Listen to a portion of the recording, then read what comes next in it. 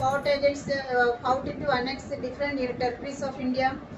Battle of Plassey, Battle of Buxar, then Anglo-Maratha War, then Anglo-Mysore War. So with this Anglo-Mysore War, now majority of India territories came under the control of British.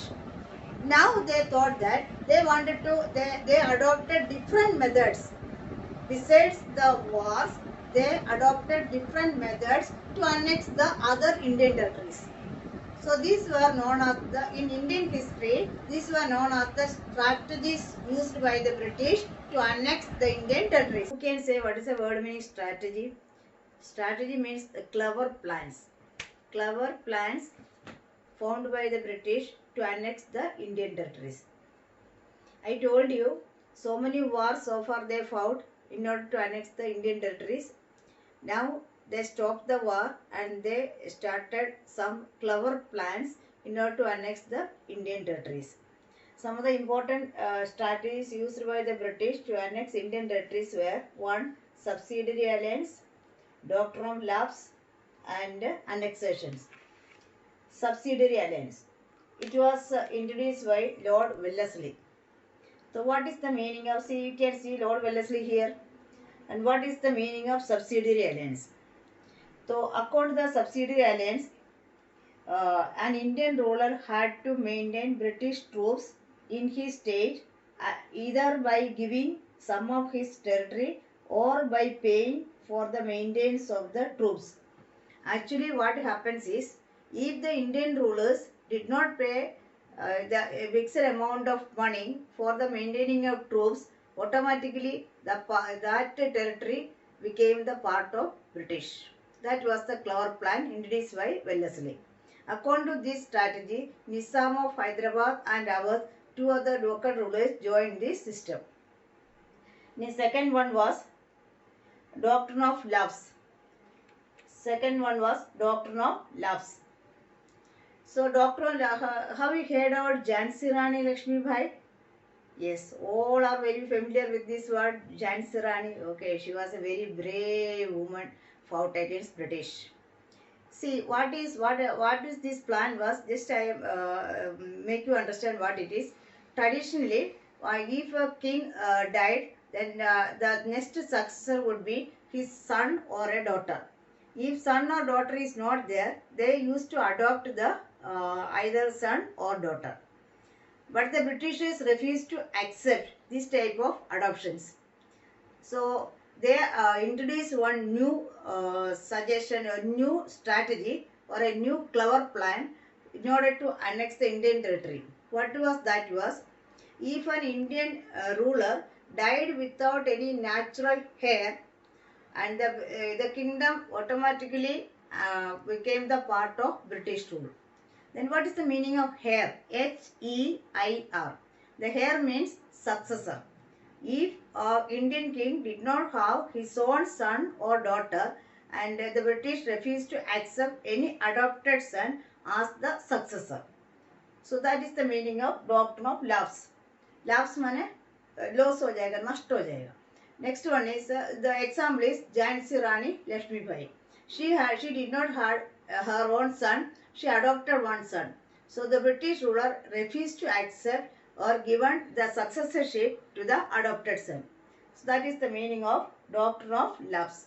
According to the doctrine of lapse, they had annexed Jhansi, Udaipur, Sambalpur, Nagpur. In all these states, territories, they annexed to British.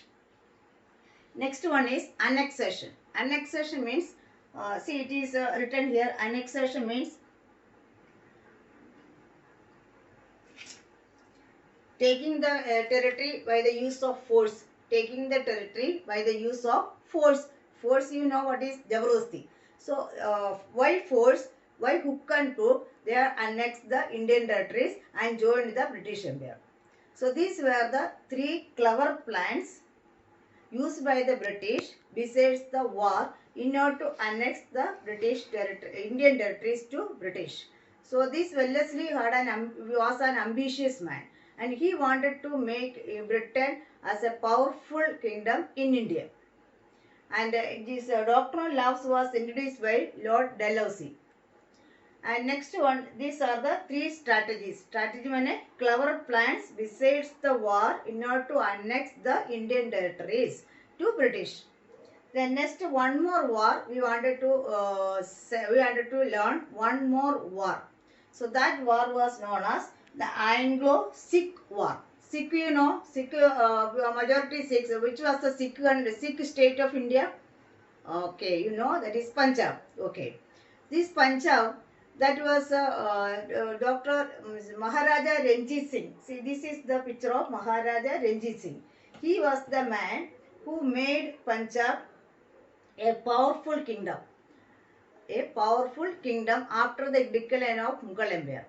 So during the Mughal Empire, it was so much disturbed and enmity with the Mughals and the Sikhs. And after, with the decline of Mughal Empire, the Maharaja Ranjit Singh made Punjab a powerful and famous kingdom of India.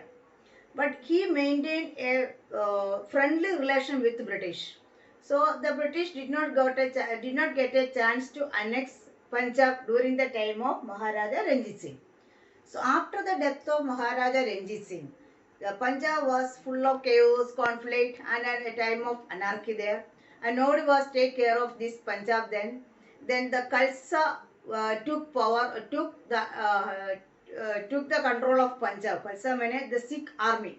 They took the control of Punjab. But after some time, they distrusted in British. So what happened is, so these Khalsa people and the British became enemies.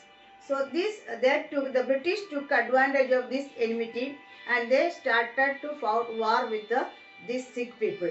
And two famous war fought between British and the Sikh people. First was Anglo-Sikh War and second was Second Anglo-Sikh War. After the Second Anglo-Sikh War, the majority Punjab was annexed by British. So Punjab became a part of British Empire. So that was the story of Anglo-Sikh War. So how many wars totally we learned? First starting with the Plassey War. Second, the Battle of Buxar. Third, Anglo-Maratha War. Fourth, Anglo-Mysore War. Then finally, Anglo-Sikh War. Besides this war, how many strategies they adopted? Three strategies. What were they? One is subsidiary alliance, second one is doctrine of laws, third one is annexations. So through wars and these strategies, majority Indian territories now became under the control of British. So that in short we can say that the majority Indian territories were under the control of British now and British became the ruler of India. So that is why I told you in the beginning, I told you they were they were the traders of India and they gradually became the rulers of India through this war and the clever plans, that strategies. So now we are going to study about reasons for the success of British. So reasons, some reason may be there, everything having some reasons, yes or no? Yes, everything having some reason. So some reason were there for the success of British. First reason was absence of a strong central leadership. So if nobody was there to control the British people, then British people naturally became the rulers of India. That means then British came to India. Who were the rulers of India? Yes, Mughal people. So the decline of Mughal, the last Mughal emperor was Aurangzeb, and Aurangzeb had 4 sons, and they were constantly fighting with each other and fighting with other states and all that. And this there was a state of chaos and anarchy there. No one was careful about the Indian territories and all that. So taking advantages of this situation, the British became the rulers of India. One. Second one is lack of unity among the Indian states. So see, the most of the princely states and the educated Indians were favoring the British.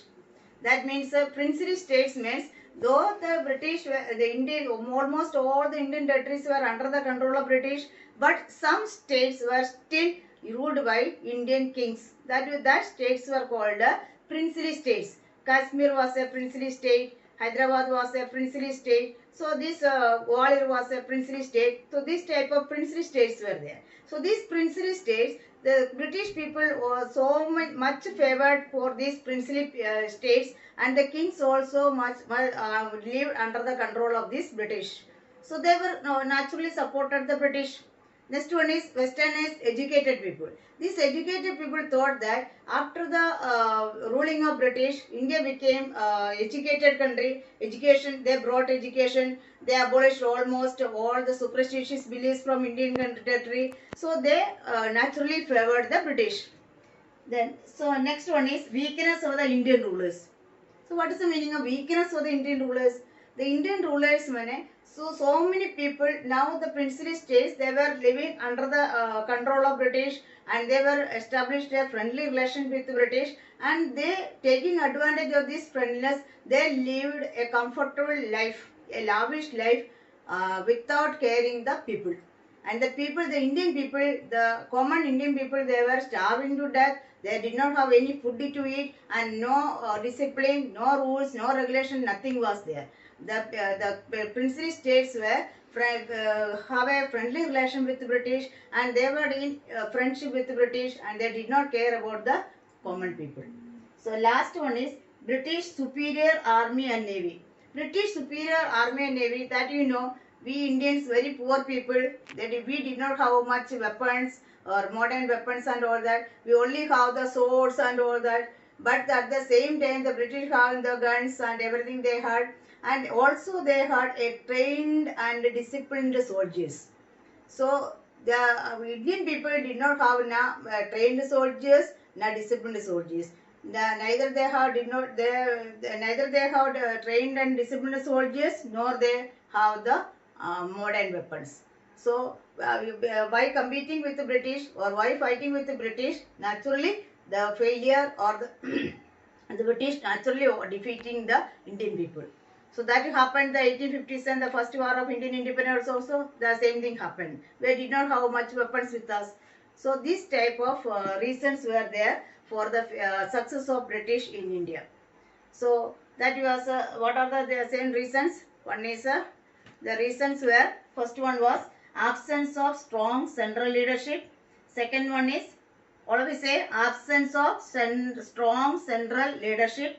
Number 2, lack of unity among the Indian states.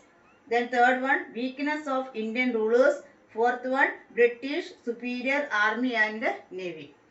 So with this lesson, our chapter is going to complete here. And now I thought that you got an idea about how the British became the rulers of India. So thank you very much. If you have any doubt is there, you please clarify with me in the next class. Okay.